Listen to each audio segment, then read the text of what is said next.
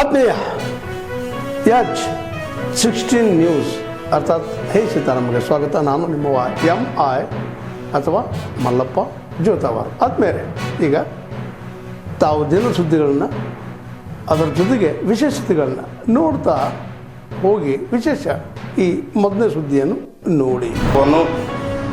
ಕಲಬುರಗಿ ಜಿಲ್ಲೆಯ ಒಂದು ಬಹು ವಿಜೃಂಭಣೆಯಿಂದ ಕಾರ್ಯಕ್ರಮವನ್ನು ಮೂರು ದಿನಗಳ ಸತತವಾಗಿ ಬಹಿರಂಗ ಸಭೆಯನ್ನು ಏರ್ಪಡಿಸಿದ್ದೆವು. ಮೊದಲನೇದಾಗಿ ಏಪ್ರಿಲ್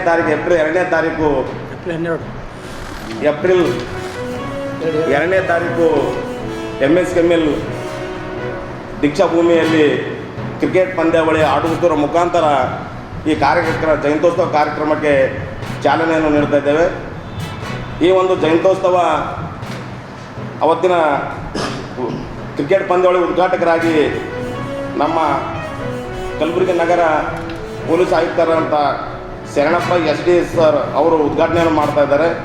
ಮತ್ತು ಮುಖ್ಯ ಅತಿಥಿಗಳಾಗಿ ಮಹಾನಗರ ಪಾಲಿಕೆ ಆಯುಕ್ತರಾದಂಥ ಡಾಕ್ಟರ್ ಅವಿನಾಶ್ ಅವರು ಶಿಂದೆ ಅವರು ಮುಖ್ಯ ಅತಿಥಿಗಳಾಗಿದ್ದಾರೆ. ಸಭೆಯ ಅಧ್ಯಕ್ಷತೆಯನ್ನು ಜಯಂತ್ಯೋತ್ಸವ ಸಮಿತಿಯ ಅಧ್ಯಕ್ಷರಂಥ ಅಶೋಕ್ ವಿನಾಯಕ್ ಮತ್ತು ಗೌರವ ಅಧ್ಯಕ್ಷತೆಯನ್ನು ದಶರಥ್ ಬಾಬು ಒಂಟಿ ಅವರು ವಹಿಸ್ಕೊಳ್ತಾ ಇದ್ದಾರೆ. ಅದೇ ರೀತಿ 12ನೇ ತಾರೀಕು ಸಾಯಂಕಾಲ 6 ಗಂಟೆಗೆ ಬಹಿರಂಗ ಸಭೆಯನ್ನು ನಮ್ಮ ಕಲಬುರಗಿ ಜಿಲ್ಲಾ ಉಸ್ತುವಾರಿ ಸಚಿವರಾದಂಥ ಸನ್ಮಾನ್ಯ ಶ್ರೀ ಪ್ರಿಯಾಂಕ್ ಖರ್ಗೆ ಸರ್ ಅವರು ಉದ್ಘಾಟನೆಯನ್ನು ಮಾಡ್ತಾ ಇದ್ದಾರೆ. ಮತ್ತು ವಿಶೇಷ ಭಾಷಣಕಾರರಾಗಿ 12ನೇ ತಾರೀಕು ರಾಜ್ಯ ಮಹಿಳಾ ಆಯೋಗದ ಅಧ್ಯಕ್ಷರಾದಂಥ ನಾಗಲಕ್ಷ್ಮಿ ಚೌಧರಿ ಅವರು ಆ ಒಂದು ಕಾರ್ಯಕ್ರಮದಲ್ಲಿ ಭಾಗವಹಿಸ್ತಾ ಇದ್ದಾರೆ. ಮತ್ತು ಸಾಯಂಕಾಲ 6 ಗಂಟೆಗೆ ಮೈಸೂರಿನ ಭೂಮಿ ತಾಯಿ ಬಳಗದ ವತಿಯಿಂದ ಸಾಂಸ್ಕೃತಿಕ ಕಾರ್ಯಕ್ರಮಗಳನ್ನು ಮತ್ತು ಡಾಕ್ಟರ್ ಬಾಬಾ ಸಾಹೇಬ್ ಅಂಬೇಡ್ಕರ್ ಅವರ ನಾವು ಮುಂದಕ್ಕೆ ಹೋಗೋಣ. ನೆಕ್ಸ್ಟ್ ನಮ್ದು ದೇಶನ ವಿದೇಶನ, ನಮ್ಮ ರಾಜ್ಯದಿಂದ ನಾವು ನಮ್ಮ ದೇಶಕ್ಕೆ ಹೋಗ್ತೀವೋ ಅಥವಾ ವಿದೇಶಕ್ಕೆ ಹೋಗ್ತೇವೆ, ದಿಲ್ಲಿಗೆ ಹೋಗ್ತೀವಿ ರಾಜಧಾನಿ, ಅಲ್ಲಿ ನಾವು ಏನು ಮಾತಾಡ್ಬೇಕು ನಂಗೆ ಅವ್ರಿಗೆ ಇಂಗ್ಲೀಷ್ ಬರಲ್ಲ, ಡೆಲ್ಲಿಯವ್ರಿಗೆ ಇಂಗ್ಲೀಷ್ ಬರಲ್ಲ. ಯಾಕಂದ್ರೆ ನಂಗೆ ಗೊತ್ತಿದೆ ಡೆಲ್ಲಿಯವ್ರಿಗೆ ಇಂಗ್ಲೀಷೇ ಬರಲ್ಲ, ಒಟ್ಟು ಇಂಗ್ಲೀಷ್ ಮಾತಾಡಲ್ಲ. ನಾವು ಯಾರು ಏನು ಅಲ್ಲಿ ಹೋಗಿ ನಾವು ಯಾವ ಭಾಷೆ ಮಾತಾಡೋದು ತಾವೇ ದಯವಿಟ್ಟು ಶಾಣೆ ಇರ್ತೀರಿ. ನಾವೊಮ್ಮೆ ಅಮೇರಿಕಾ ಇಂಗ್ಲೆಂಡ್ ಹೋಗಲ್ಲ, ನಮ್ಮ ಮೊದಲು ಡೆಲ್ಲಿಗೆ ಹೋಗ್ತೀವಿ. ಡೆಲ್ಲಿಗೆ ಹೋದಾಗ ಯಾವ ಮಾತಾಡೋದು, ಅವ್ರಿಗೆ ಇಂಗ್ಲೀಷ್ ಬರಲ್ಲ. ಸರ್ ನಾನು ಹೇಳ್ತೀನಿ, ನಾನು ಮುಂದೆ ಹೇಳ್ತೀನಿ ಸರ್, ದಯವಿಟ್ಟು ಮುಂದೆ ಹೇಳ್ತೀನಿ. ನೋಡಿ ನಮ್ಮ ನೋಡಿ ಅಖಂಡ ಭಾರತ ದೇಶದಲ್ಲಿ ವಿಭಿನ್ನತೆಗಳಿವೆ, ಅನೇಕ ಜಾತಿ ವರ್ಗ ಎಲ್ಲ ಇದೆ. ಅದರ ಜೊತೆ ಭಾಷೆಗಳು ಸಹಿತ ಅನೇಕ ಇವೆ. ನಾವು ಎಲ್ಲ ಭಾಷೆಗಳಿಗೆ ಸಹಿಷ್ಣುತೆ ಇರಬೇಕು. ಎಲ್ಲ ಭಾಷೆಗಳಿಗೆ ನಾವು ಪಕ್ಕದಲ್ಲಿ వచ్చే ತಮಿಳು, ತೆಲುಗು, ತುಳು, ಹಿಂದಿ ಎಲ್ಲಕ್ಕೂ ಸಹಿತ ನಾವು ಅಷ್ಟೇ ಗೌರವ ಕೊಡೋಣ. ಅಖಂಡತೆ ವಿಭಿನ್ನತೆಯಲ್ಲಿ ಹೇಗಿದೆ ಅಂತ ಹೇಳ್ತೀವಿ, ನಮ್ಮ ಭಾಷೆಗಳಲ್ಲಿ ಯಾಕೆ ಬೇಡ? ಅದಕ್ಕೂ ನಾವು ನಮಗೆ ಅವ್ರು ಗೌರವ ಕೊಡ್ರಿ, ನಾವು ಅವ್ರಿಗೆ ಗೌರವ ಕೊಡೋಣ. ಇನ್ನು ಒಂದು ಎರಡನೇ ಹಾಗಾದರೆ ಸುಮಾರು ವರ್ಷ ಅನಾದಿ ಕಾಲದಿಂದ 625 6 ಲ್ಯಾಂಗ್ವೇಜ್ ಅಂದರೆ 3 ಲ್ಯಾಂಗ್ವೇಜು 3 ಆಪ್ಷನಲ್ ಲ್ಯಾಂಗ್ವೇಜ್ ಇಟ್ಕೊಂಡು ಯಾಕೆ ಮಾಡಬಾರ್ದಾಗಿತ್ತು ಅವರು? ಆವಾಗ ಯಾಕೆ ಅಪ್ರೂವಲ್ ಕೊಟ್ಟರು? ಸರ್ ನಾನು ಹೇಳ್ತೀನಿ, ಆಮೇಲೆ ಕೇಳಿ ನಾನು ಹೇಳ್ತೀನಿ, ಆಮೇಲೆ ಕೊಟ್ಟರು. ಕೃಷಿ ಮಾರುಕಟ್ಟೆ ಸಚಿವರು ಮತ್ತು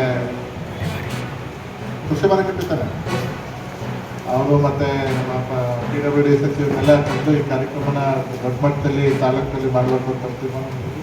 ಹಾಗಾಗಿ ಈಗ ನಮ್ಮ ತಾಲೂಕು ಮಟ್ಟದ ಅಧಿಕಾರಿಗಳಿಗೆ ನಾನು ಸ್ವಲ್ಪ ಕೇಳೋದೇನೆಂದರೆ, ಅವತ್ತು ಕಾರ್ಯಕ್ರಮ ನಡೆಯೋದ್ರಿಂದ ಜಯರಾಜೇಶ್ ಕ್ರೀಡಾಂಗಣನ ಸಭೆ ಮಾಡಲಿಕ್ಕೆ ಸಭಾಕಾರ್ಯಕ್ರಮ ಮಾಡಲಿಕ್ಕೆ ತೀರ್ಮಾನ ಮಾಡಿದ್ವಿ. ಜೊತೆಗೆ ಇವತ್ತು ಅಲ್ಲೇ ಸಾರ್ವಜನಿಕರಿಗೂ ಅಲ್ಲಿ ಊಟದ ವ್ಯವಸ್ಥೆನ ಮಾಡಲಿಕ್ಕೆ ಈ ಕಡೆ ಸೈಡಲ್ಲಿ ಫುಡ್ ಕೌಂಟರ್ಸ್ ಮಾಡೋಕ್ಕೆ ಅದೊಂದು ಅವಕಾಶ ಮಾಡಬೇಕಂತ ಮಾಡಿದ್ವಿ. ಪುರಸಭೆ ಒಂದು ನನ್ನ ಇದೇನು ಅಂದರೆ ಸ್ವಲ್ಪ ಟೌನು ಕ್ಲೀನ್ ಮಾಡ್ಸೋಕ್ಕೆ ಏನೇನಲ್ಲಿ ಅವರು ಮೋಸ್ಟ್ಲಿ ಹೆಲಿಪ್ಯಾಡ್ ಮಾಡಿದ್ರೆ ಈ ಕಡೆ ಇಲ್ಲಿ ಕ್ಯಾರಿಕಟ್ ರೋಡಲ್ಲಿ ಮಾಡಬೇಕು, ಮೂಲೆ ಕಾರ್ನರ್ ಹೆಲಿಪ್ಯಾಡ್ನ ಹೇಳ್ತಿದ್ದಾರೆ. ಮುಂದಿನ 3 ಗಂಟೆಗೆ ಒಂದು ಕಾರ್ಯಕ್ರಮ ಇದೆ ಇದರಲ್ಲಿ ವಿಜಯಪಟ್ಟಣಕ್ಕೆ. ಸೊ ಅವರು ವಾಪಸ್ ಹೆಲಿಕಾಪ್ಟರ್ನಲ್ಲಿ ಹೋಗ್ತಾರೆ ಅನ್ನೋ ಮಾಹಿತಿ. ಸೊ ಹಾಗಾಗಿ ಅದೊಂದು ಮಾಡೋಕ್ಕೆ PWD ಮೋಸ್ಟ್ಲಿ ಬರ್ತದೆ. ಹೆಲಿಪ್ಯಾಡ್ ಒಂದು ಅಷ್ಟು ಯಾರು DCM ಮೈಸೂರು ಬಂದು ಜೊತೆಲೇ ಬರ್ಬೋದು.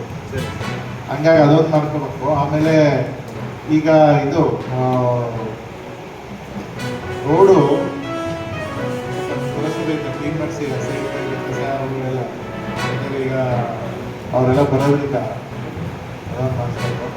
ಆಮೇಲೆ ಹೆಚ್ಚಿನ ರೀತಿಯಲ್ಲಿ ಸಾರ್ವಜನಿಕರು ಸೇರೋದ್ರಿಂದ ಸ್ವಲ್ಪ ಟ್ರಾಫಿಕ್ ಮೂಮೆಂಟ್ಸ್ನ ಪೊಲೀಸ್ನವ್ರು ಕಂಟ್ರೋಲ್ ಮಾಡೋಕ್ಕೆ ಇದು ಮಾಡಬೇಕು. ಯಾಕಂದರೆ ಈ ಪಾರ್ಕಿಂಗು, ಈ ಟೂ ವೀಲರ್ಗಳಲ್ಲಿ ಬರೋದು ಅವೆಲ್ಲ ಇರೋದ್ರಿಂದ ಪಾರ್ಕಿಂಗ್ ವ್ಯವಸ್ಥೆ, ಕಾಲೇಜು ಸ್ಕೂಲ್ ರಜೆ ಇರೋದ್ರಿಂದ ದೊಡ್ಡ ಹೋಗಪ್ಪ ಕಾಂಪೌಂಡ್ಗಳಿಗೆ, ಕಾಲೇಜ್ ಕಾಂಪೌಂಡ್ಗಳು ಪಾರ್ಕಿಂಗ್ ಮಾಡ್ಕೊಳ್ಳೋಕೆ ವ್ಯವಸ್ಥೆ ಮಾಡಿಕೊಂಡ್ರೆ ಅನುಕೂಲ ಅನಿಸ್ತದೆ.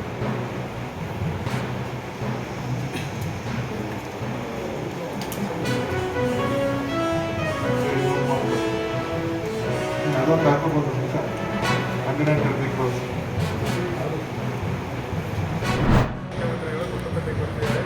ಆ ಸಮಯದಲ್ಲಿ ಇನ್ನೂ ಉದ್ಯೋಗ ಮಾಡಲಿಕ್ಕೆ ಆಗ್ತದೆ ಅಂತ ನೋಡೋಕ್ಕೆ ಬಂದು ಇವತ್ತು ಇದೆಲ್ಲ ಕಂಪ್ಲೀಟ್ ಆಗಿರೋ ನೋಡೇ ಆಗ್ತದೆ. ಸೊ ಖಂಡಿತವಾಗ್ಲೂ ಅವರ ಮುಖ್ಯಮಂತ್ರಿಗಳ ಮೇಲೆ ಜೊತೆಗೆ ಇನ್ನೊಂದು ವಿಶೇಷ ಏನಂದರೆ ಈಗ ರೋಡಿಗೆ ಸೀಟ್ ಹಾಕ್ತೀವಿ, ಅದು ಅಪ್ರೂವಲ್ ಆಗಿ ಬರಬೇಕು ಬಂದರೆ ಅದು ಇದೆಲ್ಲ ಫುಲ್ ಆಗ್ತದೆ ಮಕ್ಕಳಿಗೆ. ಸೊ ಹಾಗಾಗಿ ಅದು ಒಂದು ಕಾಮಗಾರಿನ ಅದು ಶೀಘ್ರದಲ್ಲಿ ಶುರು ಮಾಡಬೇಕು ಅಂತ ಮಾಡಿದ್ದೀವಿ. ಖಂಡಿತವಾಗ್ಲೂ ಇನ್ನೊಂದು ಬೇಡಿಕೆ ನಿಂದು ಏನಿದೆ, ಈ ಕಡೆ ಆರು ಮಾಡಿ ಮೇಲ್ಗಡೆ ಕೆಳಗಡೆ ಅಂತ ಹೇಳಿದರೆ ಅಂದರೆ ಮುಂದಿನ ಅನುದಾನದಲ್ಲಿ ನಾನೇ ಹಾಕಿ ಅಂತ ಮಾಡಿಸ್ತೀನಿ. ಈಗ ನನ್ನ ವಿಚಾರ ಏನಂದರೆ, ಈಗ ಸದ್ಯಕ್ಕೆ ಇದು ಓಪನ್ ಆದರೆ ಕಾರ್ಯಕ್ರಮಗಳು ಮಾಡ್ಕೊಳ್ಳೋಕ್ಕೆ ಏನು ಸಮಸ್ಯೆ ಆಗಲ್ಲ. ಮುಂದಿನ ದಿನಗಳಲ್ಲಿ ಇನ್ನೊಂದು 6 ತಿಂಗಳು ಯಾವಾಗ ನಂಗೆ ಅನುದಾನ ಬರ್ತದೆ 3-4 ತಿಂಗಳಲ್ಲಿ, ಆವಾಗ ಅದಕ್ಕೆ ಏನು ಬೇಕು ಮಾಡಿಕೊಂಡ್ರೆ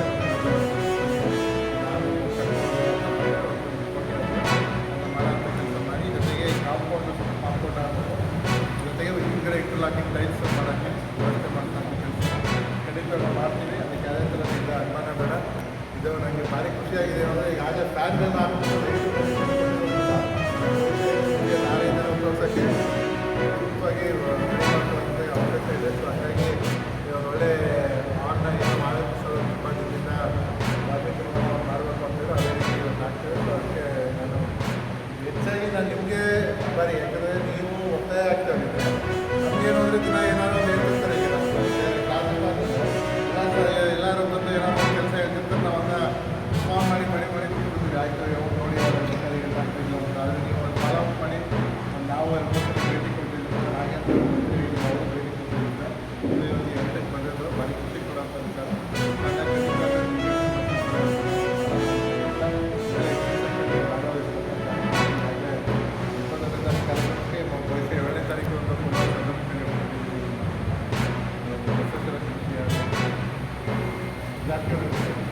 ವಿದ್ಯಾರ್ಥಿಗಳನ್ನು ಆಹ್ವಾನ ಮಾಡ್ತಾರೆ ಕಾರ್ಯಕ್ರಮಕ್ಕೆ.